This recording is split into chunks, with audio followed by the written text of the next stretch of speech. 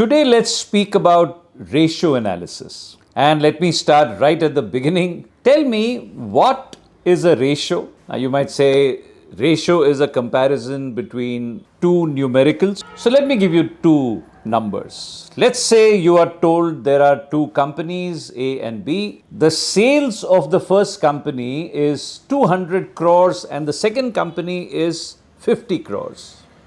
Now, this is a comparison between two numericals, but it's not a ratio. When will it be a ratio? When I tell you the ratio of sales of A to B is 4:1. So the question is, why ratios? I mean, if we don't do ratio analysis, we can do absolute analysis. But the very fact that we are discussing a topic called ratio analysis tells you there must be something superior in expressing something as 4:1 instead of expressing it as 200 crores to 50 crores. Personally, I find 200 crores to be far more impressive than 4. So why ratio analysis? Why not do absolute analysis? If I ask you which company are you more impressed by, somebody will say A, because turnover of A is 200 and B is 50. Someone might say, Anil, insufficient information. Okay, what else do you want to know? Do you want to know how much is the profit made by them? Let's say you are told the profit of A happens to be 40 crores and profit of B happens to be 15 crores. Guys, 200 crores is more impressive than 50. 40 is more impressive than 15. But if you convert it to a ratio, you will find the ratio of profit to sale in case of A is 20% and in case of B is 30%. Ratios helps you put things in perspective. The human mind is tuned to be impressed by bigger numbers. So if you're really comparing apples to apples, it doesn't matter whether you do absolute analysis or you do ratio analysis. But when you're comparing two unequals, then ratios helps put things in perspective. If I give you an absolutely unconnected example, if you compare, let's say, a country like China with Belgium, what is the GDP of China? It's about $18 trillion. And what about Belgium? It's about $600 billion. Now, which economy are you more impressed by? Probably China. But if I now give you the population statistics, guys, the population of China is about 1.3 billion and the population of Belgium is 12 million. If you convert it to a ratio of GDP to population or express it as a per capita GDP, in case of China, it is about $14,000. In case of Belgium, it's $50,000. Ratios puts things in perspective. Which ratios would you like to work out? Depends on what's your objective. Sometimes you want to know how profitable an organization is. Then the ratios that you work out are called profitability ratios. Other times you want to know how stable an organization is. Then the category of ratios you will work out are called financial ratios or stability ratios. Still other times you'd like to know how efficient an organization is. Then the ratios to be worked out are called turnover ratios or efficiency ratios. Tell me, where will you get the information from to do profitability ratios? Where will the data come from? For profitability ratios, obviously the data will come from the P&L. What about stability ratios? Where will the information come from? The information will come from the balance sheet. And what about turnover ratios? The numerator comes from the profit loss account, the denominator comes from the balance sheet. Ratio analysis should always be done both as intercompany as well as intra-company. In intercompany, you're trying to figure out where do you stand vis-a-vis your peers or your competitors. And in intra-company, you compare with yourself year after year. Are you becoming better or worse? So folks, I'm going to today speak to you about 3 profitability ratios. Where will the information come from? From the P&L. So let's create a profit and loss account. Let's imagine there's a trading company. They buy and sell products. During the year, they buy goods worth 100 crores and they sell goods worth 120 crores. How much profit have they made? 20. Unless you are told they bought 100, but they had some material left over from before. So they had an opening inventory of 10. Now you realize, okay, they had 10, then they bought 100, so they had 110. Now they sold it for 120, so the profit made by them is 10. Unless there is some material left at the end of the year. So they have a closing inventory. Then you say, all right, the total of the right-hand side is 140, total of the left-hand side is 110, and therefore this organization has made a gross profit of 30. Now, folks, this opening inventory plus purchases minus the closing inventory is called cost of sales. So tell me, how much is the cost of sales of this company?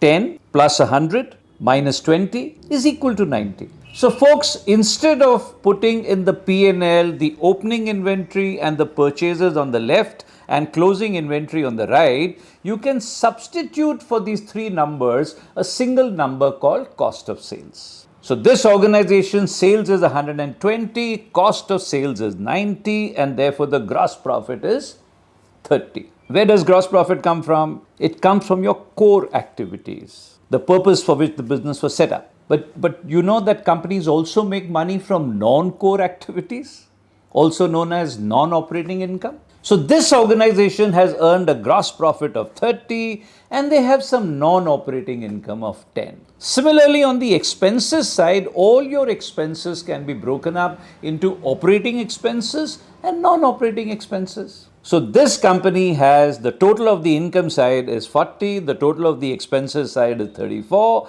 So this company makes a net profit of 6 crores. I bring this profit and loss account to you and you are asked to do some profitability ratios. Tell me, which ratio will we work out first? The first ratio we can work out is the gross profit ratio. How much is the gross profit of this company? 30. How much is the sales? 120. So what is the gross profit ratio?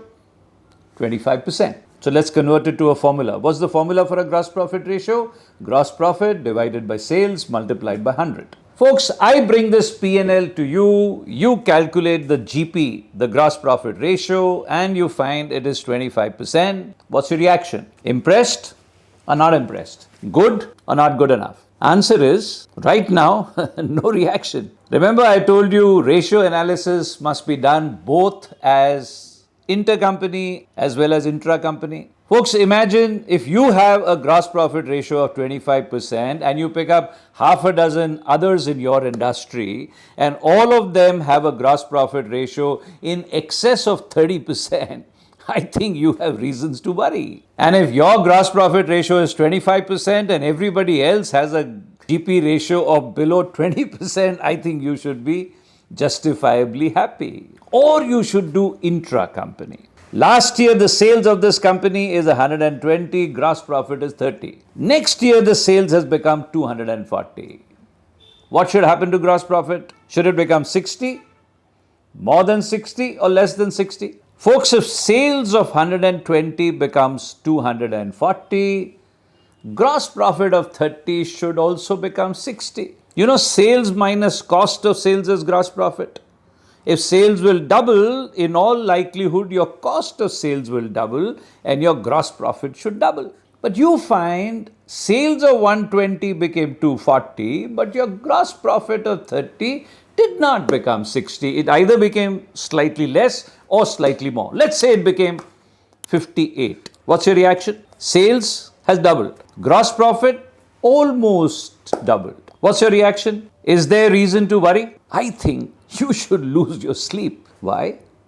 Sales has doubled, gross profit has almost doubled. Why should we lose our sleep? Folks, if sales has doubled and gross profit has less than doubled, it will mean cost of sales has more than doubled. How can that happen? Maybe your suppliers sent you a memo that, can't supply at the old rate. There's a price escalation. And you seem to have no choice but to accept it. But folks, if vendors increase the prices to you, if you were a strong player, a similar memo should have gone out from you to your customers saying can't supply at the old rates, there will be a price increase. It seemed that when you tried to do that, you failed. Maybe customers said, listen, I have other options, I can go somewhere else. But when vendors did it to you, you had no choice but to accept. Is it a sign of strength or weakness?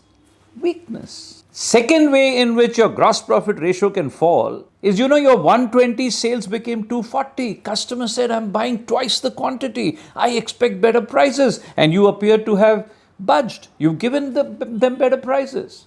But folks, if you sold twice the quantity, you must have purchased twice the quantity. Why could you not command similar economies of scale from your vendors?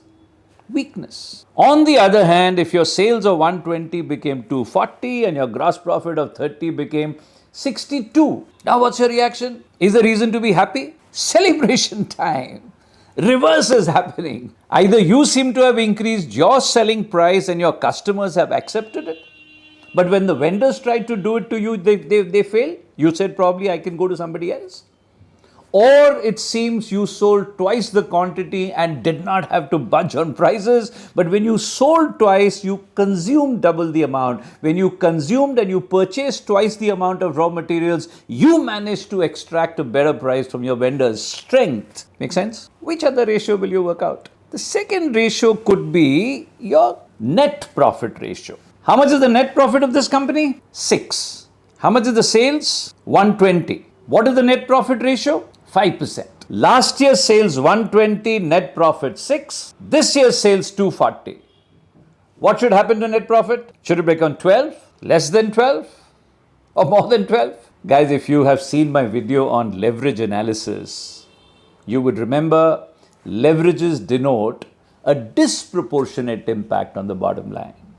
If sales goes up by 10%, profit will not go up by 10%. It can go up by 15%, 20%, 30%. This is called the leverage effect. Leverages have set in now. Leverages are caused by the presence of fixed costs.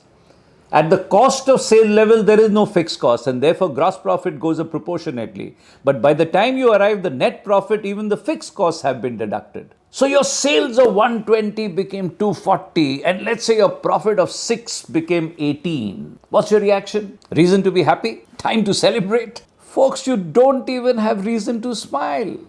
Why? Sales has doubled. Profit has trebled. Why don't I have reason to smile? Guys, sales doubled, cost of sales doubled, gross profit doubled. The rent did not go up, the salaries did not go up. First of all, don't pat yourselves on the back for efficiency. And if you understood the concept of leverage multiple, which I have explained earlier, and if the leverage multiple applicable to this company happened to be 3, then if sales of this company of 120 has become 240, it has gone up by 100%, the bottom line impact should be 3 times of that, 300%. Old profit is 6. 3 times of 6 is 18. 6 plus 18 should have become 24. Maybe you need to haul up somebody. Why did my profit become 18? Why did it not become 24? Folks, I'm trying to tell you, it is so important to know what to get impressed by and what not to get impressed by. I'm saying a marginal improvement in the gross profit ratio is a tremendous achievement. And a substantial jump in the net profit ratio may not be anything to write home about. But the fact remains, if sales is on the ascendant, gross profit should be going up at least at the same pace, and net profit ratio should be going up at a pace faster than the growth in sales and gross profit. Which other ratio will we work out? Frankly, any ratio can be worked out. Pick up, for example, wages to sales. What happened to your wage bill? Let's say compared to last year, your wage bill has gone up by 70-80%. And what happened to production and sales? That has gone up by about 15-20%. It looks like your labor union is exceptionally strong.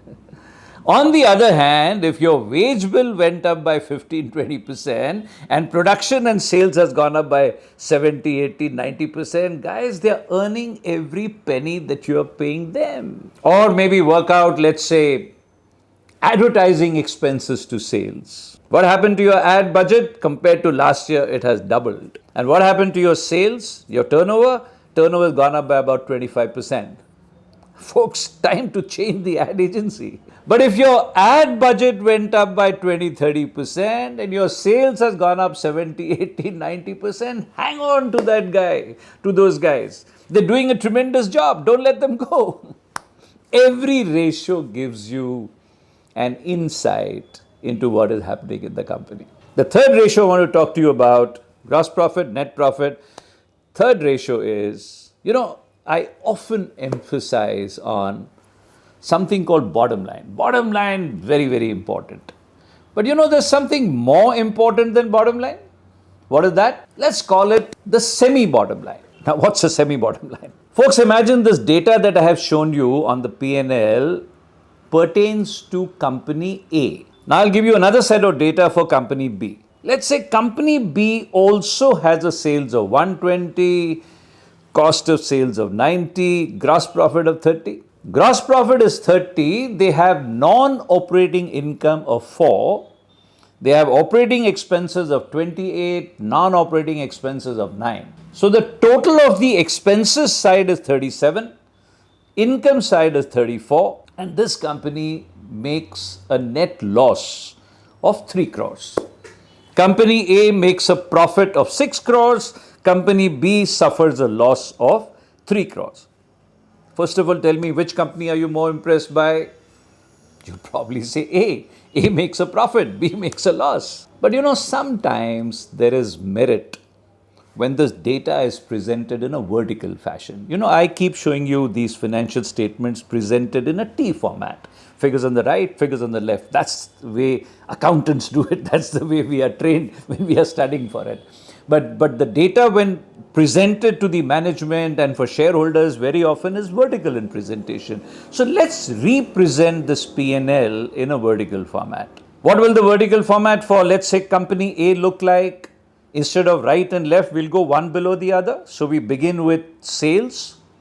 How much is the sales of A? 120. And then you will say less cost of sales, which is 90. What does that give you? That gives you gross profit, 30. Now, folks, where does gross profit come from? Gross profit is a result of your core activities. If you're a motor car manufacturer, then the income earned by making and selling cars will come as the sales turnover of cars as well as the gross profit of sale of cars. But then sometimes you make income from other sources, non-core areas. You may have earned interest income. You could have sold scrap and made some money. What about operating expenses? Operating expenses are the expenses incurred to earn the core income. What about non-operating expenses? They are freak items. You see, all the non-operating are freak in the sense they happened this year, they may not happen next year. Guys, this company's gross profit is 30 and the operating expenses on the left, the expenses incurred to earn this gross profit of 30 is 32. On operations, this company makes a loss. And how did they make a profit? They have a non-operating income of 10 and a non-operating expense of 2. Bottom line is positive, semi-bottom line is negative. That semi-bottom line is called operating profit. Tell me which is more important? I think semi-bottom line is more important. Let's look at company B. Company B also has a sales of 120, cost of sales of 90, gross profit of 30. But to earn 30, the operating expenses are 28. On operations, they make a profit. And they have a non-operating income of 4 and a non-operating expense of 9. Bottom line is negative. Semi-bottom line is positive. Tell me which is a better company?